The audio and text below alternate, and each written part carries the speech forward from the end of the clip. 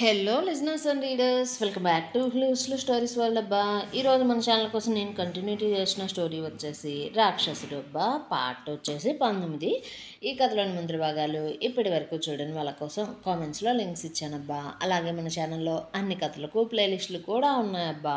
కొంచెం సబ్స్క్రైబ్ చేసుకొని చూస్తూ కథ నచ్చినట్లయితే తప్పకుండా లైక్ చేసి కథ ఎలా ఉందో సిట్టి కామెంట్ కూడా రాయండి. మరి ఇంక మనం ఈరోజు కథలోకి వెళ్ళిపోదామా? నగేష్ నీరజను పుట్టింటికి రమ్మనగా తను రాను అంటూ అత్తిల్లే తన ఇల్లు అంటూ సమాధానం ఇవ్వడంతో నీరజ తండ్రి నగేష్ ఆమెను చనిపోయినట్లుగా భావించి తన ముందే మైల వదిలించుకుని ఉషకు నందకు జరిగిన దానికి వార్నింగ్ ఇచ్చి తండ్రిని తీసుకుని అక్కడి నుంచి వెళ్ళిపోయాడు. ఇంకోవైపు కార్ వేగంగా నడుపుతూ తను అరేంజ్ చేసిన డిటెక్టివ్ తనతో చెప్పిన మాటలను గుర్తు చేసుకుంటూ కోపంతో బాధతో మనసు విరిగిపోయిన వేదనతో కంటి వెంట కన్నీరు వస్తూ ఉంటే తేజ్కి రోడ్డు అస్సలు కనిపించడం లేదు. ఇంతలోనే అతివేగంగా నడుపుతున్న కారు అదుపు తప్పి రోడ్డు డివైడర్కి గుద్దుకొని బోర్లా పడి తేజ్కు దెబ్బలు బాగానే తగిలాయి. కానీ యాక్సిడెంట్ ఎవరూ చూడలేదు. అతని దగ్గరికి అటుగా ఎవరూ రాలేదు. ఎందుకంటే అది ప్రైవేట్ ఏరియా కాబట్టి, అంటే ఒక టౌన్షిప్ లాంటిది. అసలు ఏం జరిగిందంటే తేజ్ అరేంజ్ చేసుకున్న డిటెక్టివ్ తేజ్కి కొన్ని ఫొటోస్ పంపించగా ఆ నోటిఫికేషన్ ఓపెన్ చేసి ఫొటోస్ చూసి కోపంగా మీటింగ్ రూమ్ నుంచి బయటికి వచ్చిన తేజ్ డిటెక్టివ్కి ఫోన్ చేయడంతో అతను తను ఎంక్వైరీ చేసింది మొత్తం చెప్పాడు. నంద నీరజ ప్రేమ గురించి వారి పెళ్లి గురించి మొత్తం చెప్పేసి నంద అడ్రస్ కూడా ఇవ్వడంతో తేజ్ నీరజ తనను ఎందుకు ఇలా బాధ పెట్టిందో, తన ప్రేమను ఎందుకు వద్దనుకుందో తెలియక అసలు ఆమెకు ఇన్ని రోజుల నుంచి తన ప్రేమను ఎందుకు చెప్పలేకపోయానోనని బాధపడుతూ ఉన్న క్షణంలోనే ఆల్రెడీ ప్రేమించి ఒక అతన్ని పెళ్లి చేసుకున్న నీరజ ఎందుకు తనతో ఎంగేజ్మెంట్కి రెడీ అయ్యిందో, నంద ఆల్రెడీ పెళ్లి చేసుకున్న నీరజను ఎందుకు ఇంటికి పంపించి ఆ తరువాత ఎందుకు ఈ విధంగా కిడ్నాప్ డ్రామా ఆడాడో ఎంత ఆలోచిస్తున్నా సరే అతనికి అసలు సరిగా విషయం అర్థం కావడం లేదు. పైగా ఆ రెండు కుటుంబాల మధ్య ఉన్న గొడవలు కూడా అతనికి సరిగా తెలియదు. అంటే గొడవలకు కారణాలు తెలియదు, కేవలం గొడవలు ఉన్నాయని మాత్రమే తెలుసు. ఇలా ఎన్నో ఆలోచనలతో ఎంతో ఆవేశంతో బాధతో వెళ్తూ చివరికి యాక్సిడెంట్ చేసుకున్నాడు తేజ్. అయితే యాక్సిడెంట్ జరిగిన ఒక పావుగంట తర్వాత అటుగా వస్తున్న ఒక కార్ తేజ్ కార్ పరిస్థితిని చూసి కార్ ఆపి అందులో నుంచి ఒక డ్రైవర్ ఇంకా ఒక అమ్మాయి తేజ్ పరిస్థితికి కంగారు పడుతూ అతని దగ్గరికి వెళ్ళి తేజ్ని లేపడానికి చూస్తూ హలో బ్రదర్ బ్రదర్ లేవండి అంటూ ఆ అమ్మాయి తేజ్ తలను ఒడిలో పెట్టుకొని ముఖం మీద నీళ్లు కొట్టి లేపడానికి ఎంత ప్రయత్నించినా సరే లేవకపోయేసరికి ఆ అమ్మాయి ఇంకా డ్రైవర్ తేజ్ ఫోన్ కోసం కారులోనూ అతని దగ్గర వెతికినా ఎలాంటి లాభం లేదు. ఎందుకంటే ఆల్రెడీ ఆ యాక్సిడెంట్ వల్ల ఫోన్ పగిలిపోయింది. దాంతో ఇక చేసేదేమీ లేక డ్రైవర్ ఇతన్ని తీసుకొని వెంటనే మనం హాస్పిటల్కి పోదాం పదా అంటూ ఆ అమ్మాయి తేజ్ని హాస్పిటల్కి తన కారులోనే తీసుకుని వెళ్ళిపోయింది. ఇంకొక వైపు గోవిందాన్ని నగేష్ ఆ ఏరియాకి దగ్గరలో ఉండే హాస్పిటల్కి ఎక్కువ ఆలస్యం చేయకుండా తీసుకువెళ్ళి జాయిన్ చేశారు.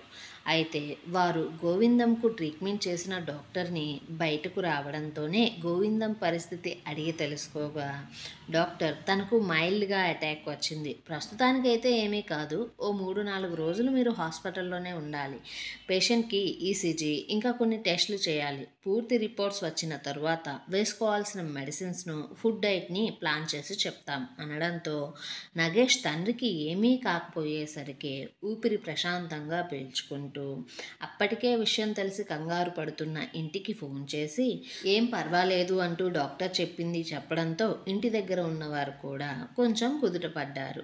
అయితే అప్పటిదాకా జరిగింది మొత్తం చూస్తున్న శుభం, వారిజ, అవంతిక అసలు ఏంటి ఇదంతా, అప్పట్లో మీకు ఏం జరిగిందో మాతో చెప్పచ్చు కదా, ఇంత జరిగిన తరువాత కూడా ఇంకా ఎందుకు దాచాలి అనుకుంటున్నారు, చెప్పమ్మా అంటూ శుభం శిరీషను బలవంతం చేస్తూ ఉంటే అక్కడే ఉన్న రత్నం వారితో నిజం చెప్పడానికి సిద్ధపడింది. ఇంకోవైపు గోవిందం అప్పుడే స్పృహలోకి వచ్చి నంద, నగేష్, లేఖ, ఉష, నీరజ మాట్లాడుకున్న మాటలన్నీ గుర్తు చేసుకుంటూ నీరజ పరిస్థితికి బాధపడుతూ నంద కోపాన్ని, ద్వేషాన్ని తలుచుకొని గతంలో జరిగిన సంఘటనలన్నీ జ్ఞాపకం తెచ్చుకుంటూ ఉన్నాడు. హాస్పిటల్ క్యాంటీన్లో ఉన్న లేఖ, మనీష్లు ఉష విషయంలో వాళ్ళు గతంలో ఏం తప్పు చేశారా, ఎలా తండ్రి కొడుకులు ఇద్దరూ బ్రతికి బట్ట కట్టారా, ఎలా వారి నుంచి తప్పించుకుని బ్రతికారా అంటూ మాట్లాడుకుంటూ ఉంటే, ఇంకొక వైపు నంద శౌర్యతో ఆ రెండు కుటుంబాల గతం గురించి చెబుతూ ఉంటే, అదే ఇంట్లో బయట ఒంటరిగా ఉన్న ఉష దగ్గరికి వచ్చిన నీరజ అత్తయ్య మంచినీళ్ళు అంటూ ఇవ్వగా ఉష ఆ నీళ్లు తీసుకుని తాగి నీరజను చూస్తూ ఉంటే, నీరజ ఉషను చూస్తూ అత్తయ్య మీరిప్పుడు ఎన్నో ప్రశ్నలతో ఉన్నారు కదా నందా గురించి మనసులో. ఇదంతా నందా ఎందుకు చేశాడా, ఎవరి కోసం చేశాడా, తనకు అంత కోపం ఎందుకా, ఇంకా తన మనసులో ఏముందా, ఇక మీదట ఏం చేయబోతున్నాడా అనే ప్రశ్నలకు మీ దగ్గర అసలు సమాధానం లేదు.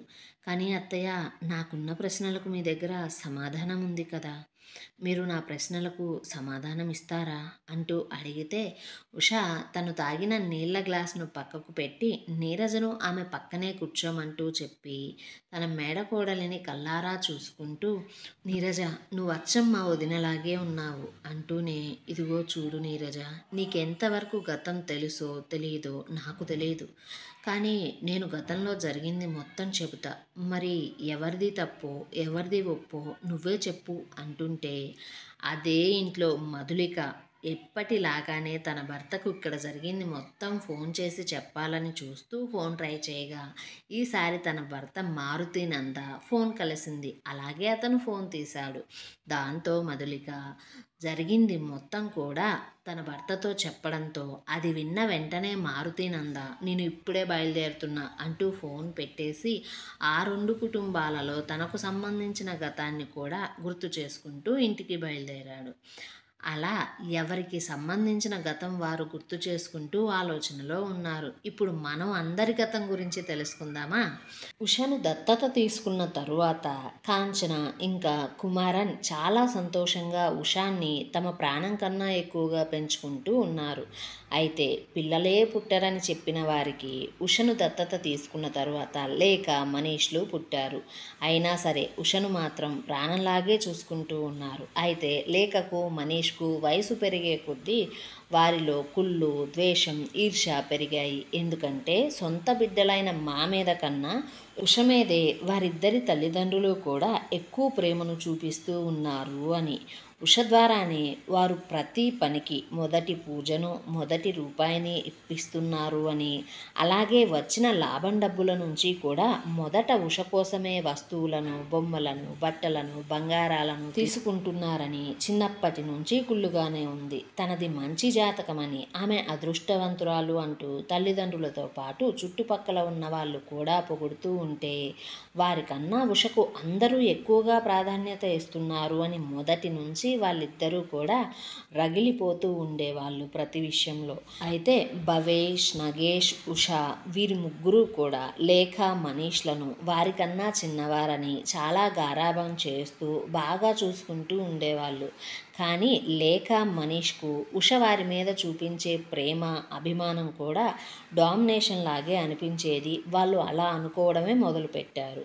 భవేష్, నగేష్ వీళ్ళకన్నా పెద్దవాళ్ళు అవ్వడంతో పాటు పైగా వారిద్దరిలో కూడా ఎక్కువగా కోపం చూపించే లక్షణం ఉండడంతో పాటు కోపం త్వరగా అనవసరంగా వచ్చే గుణం ఉండడంతో దాన్ని ఆయుధంగా వాడుకుంటూ మెల్లగా ఉష మీద ప్రతిసారి లేఖ గెలవడం మొదలుపెట్టింది. లేఖ అదే తన సంతోషంగా, ఆనందంగా భావిస్తూ ఉష ఇష్టాలను, కోరికలను నాశనం చేస్తూ వచ్చింది చిన్నతనం నుంచి.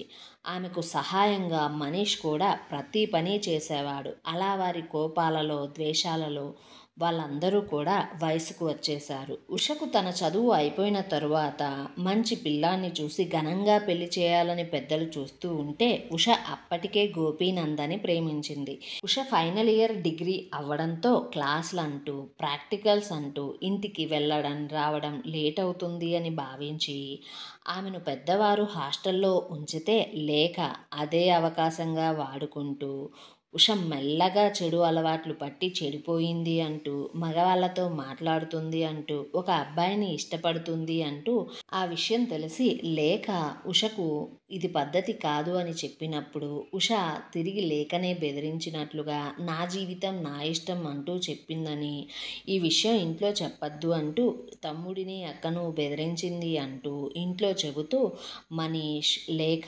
మెల్లగా ఉష మీద ద్వేషం పెంచుకుంటూ వచ్చారు ఇంట్లో. అలాగే మెల్లగా తల్లిదండ్రులకు ఉషను దూరం చేస్తూ తన మాటలతో తల్లిదండ్రులను ఉషకు కూడా దూరం చేసింది.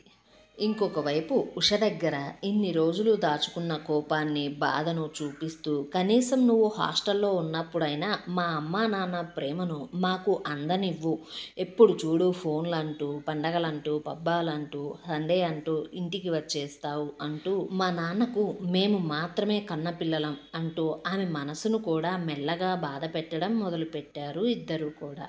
లేఖ మనీష్లు చెప్పిన మాటలను విన్న పెద్దవారు ఉషకు పెళ్లి సంబంధం చూసి ఆమె అంగీకారం లేకుండా 4 రోజుల్లో నీ పెళ్ళి అంటూ ఉషతో తెగేసి చెప్పారు. కనీసం ఆమెకు మాట్లాడే అవకాశం కూడా ఇవ్వలేదు. ఒకవేళ వారందరినీ కాదని ఏవన్నా పిచ్చి పిచ్చి వేషాలు వేసినా మరింకేదన్నా ప్లాన్ చేసినా సరే మేం ప్రాణాలతో ఉండమంటూ ఉషను మొదటిసారి నగేష్ కుటుంబం ఇంకా కాంచన కుటుంబం కూడా బెదిరించింది. వారందరూ కూడా ఉష విషయంలో మరీ అంత కఠినంగా తయారవ్వడానికి అసలైన కారణం ఇంకొకటి కూడా ఉంది. అదేంటంటే అప్పటికే లేఖ ఉష గోపీనంద మాట్లాడుకోవడం, దగ్గరగా ఉన్న ఫోటోలను తీసి ఇంట్లో వారికి చూపించేసింది.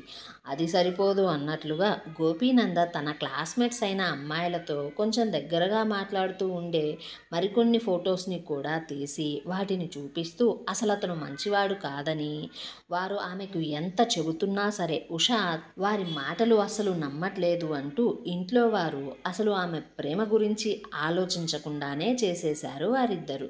అందువల్ల వారు ఉషకు మాట్లాడే అవకాశం కూడా ఇవ్వలేదు. అయితే ఇరు కుటుంబ సభ్యులకు తెలియని విషయం ఏంటంటే ఉష గోపీనంద అప్పటికే తొందరపడ్డారు. ఆ కారణం వల్ల ఉషకు నంద నందిని కడుపులో పడ్డారు. ఉష తను కడుపుతో ఉన్నాను అనే నిజం తెలిసిన తరువాత తన ఇంట్లో ఎలాగైనా సరే ఆ విషయాన్ని చెప్పి మన పెళ్ళికి ఒప్పిస్తాను అంటూ గోపీనందతో చెప్పి ఇంటికి బయలుదేరగా లేఖ తన స్నేహితుల ద్వారా ఆ విషయాన్ని తెలుసుకొని లేఖ ఒక ప్లాన్ని ఆలోచించి ఉష హాస్టల్ నుంచి ఇంటికి చేరే లోపే ఇంట్లో ఉన్న లేఖ ఉష హాస్టల్ నుంచి లేచిపోయింది అని, తనకు ఈ పెళ్ళి ఇష్టం లేదు అని, తను ఆల్రెడీ కడుపుతో ఉన్నాను అంటూ, తనకు కుటుంబం కన్నా ప్రేమించిన వాడే ముఖ్యమంటూ ఉష రాసినట్లుగా లేఖ రాసిన లెటర్ని ఇంటికి తీసుకువచ్చి కుటుంబానికి చూపించి హాస్టల్లో కూడా ఈపుకారే పాకేలాగా చేసి, ఇంకోవైపేమో ఉష ఇంటికి రాకముందే ఆమె ఇంట్లో వాళ్లకు నిజం తెలిసిపోయి ఆమెను ప్రేమించిన వాడిని చంపడం కోసం కుటుంబం బయలుదేరింది అనే వార్త మనీష్ ఉష చెవికి గోపీనంద చెవికి పడేలా చేశాడు లేఖ ప్లాన్ ప్రకారం. దాంతో గోపీనంద ఉష ఎంత చెబుతున్నా వినకుండా నాకు ఇప్పుడు పరువుతో పని లేదు ఉష, పెద్దవాళ్ళతో అవసరం లేదు, నాకు నువ్వు మన బిడ్డ ముఖ్యం అంటూ ఆమెను బలవంతంగా తీసుకుపోయి గుడిలో పెళ్లి చేసుకున్నాడు. ఆ తరువాత ఆమెను తీసుకొని ఈ గొడవలకు 2 కుటుంబాలకు దూరంగా వెళ్ళిపోయారు. ఇంట్లో ఉష తప్పుడు పనులు చేసింది అని, వారి పరువు తీసింది అని, ఇన్ని రోజులు ఆమె మీద పెంచుకున్న ప్రేమను అభిమానాన్ని ఆమె అలుసుగా తీసుకుని 2 కుటుంబాల పరువు తీసింది అంటూ భావించి చివరికి మగపెళ్లి వారికి 2 కుటుంబాలు కూడా క్షమాపణ చెబితే అప్పటికే వారి పరువు సగం పోయి 2 కుటుంబాలు బాధపడుతూ ఉంటే అదే సమయంలో భవేష్ భవేష్కి ఆల్రెడీ దగ్గరి బంధువుల అమ్మాయితో పెళ్లి నిశ్చయం అయ్యింది. కానీ వారింటి ఆడపిల్ల పెళ్లికి ముందే చేసిన తప్పులు తెలిసి అలాంటి ఇంటికి తన ఇంటి పిల్లను పంపము అంటూ, అలా పంపడం ఇష్టం లేదు అంటూ, వీరి పెంపకం సరిగా లేదు అంటూ, కుటుంబం మంచిది కాదు అంటూ బంధువులైనా సరే వీరిని నానా రకాలుగా నిందించి చెడ్డగా మాట్లాడి ఆ పెళ్లిని క్యాన్సిల్ చేశారు. దాంతో రెండు కుటుంబ సభ్యులకు ఉష అంటే పట్టరానంత కోపం వచ్చింది. ఆ కోపాన్ని నగేష్లో, భవేష్లో, లేఖ, మనీష్లో రోజు రోజుకి వారి మాటలతో పెంచుకుంటూ పోతూనే ఉన్నారు. కొన్ని రోజులు గడిచిన తరువాత గోపీనంద కుటుంబం ఉషను, గోపీనందను వారి ప్రేమను అర్థం చేసుకుని పిల్లలు పుట్టిన తరువాత మెల్లగా మాట్లాడడం ప్రారంభించారు. అయితే ఆ విషయం అదే ఇంట్లో ఉండే వెంకటనందాకి తమ్ముడు అయ్యే చలపతి నందాకి, అతని అల్లుడైన మారుతి నందాకి అస్సలు నచ్చలేదు. ఎందుకంటే వారికి వెంకటనంద ఆస్తి కావాలి. అందుకనే కుటుంబానికి దగ్గరవుతున్న గోపీనందాని, అతనికి పుట్టిన పిల్లలను, కట్టుకున్న భార్యను అందరినీ పైకి పంపించేస్తే ఆస్తి మొత్తం వారే అనుభవించవచ్చని ప్లాన్ చేసుకుని అవకాశం కోసం ఎదురు చూస్తూ ఉన్నారు. అయితే ఉషకు ఆ దేవుడి దయ వల్ల వెంటనే కాన్పులు అంది పిల్లలు పుడుతూ ఉన్నారు. మొదటి కాన్పులో నందిని, నంద కవలలుగా పుడితే తరువాత శౌర్య నంద పుట్టాడు. ఆ తరువాత మళ్ళీ కడుపుతో ఉంది. ఆమె ఒంటరిగా ముగ్గురు పిల్లల్ని చూసుకుంటూ కడుపుతో ఇబ్బంది పడుతుంది అనుకుని కోడలి బాధను చూడలేక ఒకరోజు పూర్ణిమ, వెంకటనంద వారి దగ్గరికి వెళ్ళి, ఇక ఈ పంతాలు పట్టింపులు వద్దమ్మా, మీ పుట్టింటి వాళ్ళు మిమ్మల్ని ఒప్పుకోరు, కనీసం మా దగ్గరికైనా రండమ్మా, వాళ్ళు కూడా ఒప్పుకుంటేనే వస్తాము అంటూ మొండిపట్టు మాత్రం పడుతూ ఉంటే పిల్లలు మా ప్రేమను మిస్ అవుతారు. వాళ్ళ చిన్నతనాన్ని, చిన్న చిన్న అల్లరి పనులను మేము కూడా మిస్ అవుతాం. అదొక్కటే కాదు ఉషా, నీకు నెలలు నిండే కొద్దీ పిల్లలను చూసుకోవడం రాను రాను కష్టమవుతుంది అంటూ ఆమెకు అత్తగారు, మామగారు నచ్చజెప్పి ఇంటికి రావడం కోసం ఒప్పించగా గోపీనంద సరే అంటూ, ముందు మీరు వెళ్ళండి నాన్న, ఇక్కడ చూసుకోవాల్సిన పనులన్నీ చూసుకున్న తరువాత మేం వస్తాం అంటూ పంపించేశాడు. ఉష కూడా ఈ వయసులో పిల్లలకు పెద్దవాళ్ళ ప్రేమ అవసరం అనుకొని వెళ్ళడానికి మనస్ఫూర్తిగా అంగీకరించింది. అయితే వారు ఉండే ప్లేస్లో జాబ్కు సంబంధించి ఇంకా మిగిలిన పనులన్నీ చక్కబెట్టేసిన గోపీనంద మరుసటి రోజు భార్యతో, పిల్లలతో తన ఇంటికి వెళ్ళబోతున్నాను అని సంతోషంలో ఉంటే వారి కోసమే రెండు కుటుంబాలలో మనుషులు ఎవరి ప్లాన్స్ వాళ్ళు వేసుకుని ఎదురు చూస్తూ ఉన్నారు. ఏమండి మరి ఇప్పుడు గతంలో పుట్టింటి ద్వారా, అత్తింటి ద్వారా ఉష ఎలాంటి బాధలను అనుభవించింది? అసలు ఆ రోజు ఏం జరిగింది? జరిగిన దాంట్లో తప్పులు మొత్తం నీరజ కుటుంబానివే అని భావిస్తున్న నందకు తన ఇంట్లో ఉన్న శత్రువుల గురించి తెలుస్తుందా? తెలిసి తెలియని వయసులో జరిగిన ప్రతి సంఘటన నంద మరీ అంతగా గుర్తుపెట్టుకుని రాక్షసంగా మారడానికి నిజమైన కారణం ఎవరు? ఆ కారణం ఎవరని మీరు అనుకుంటున్నారో వస్తన్నా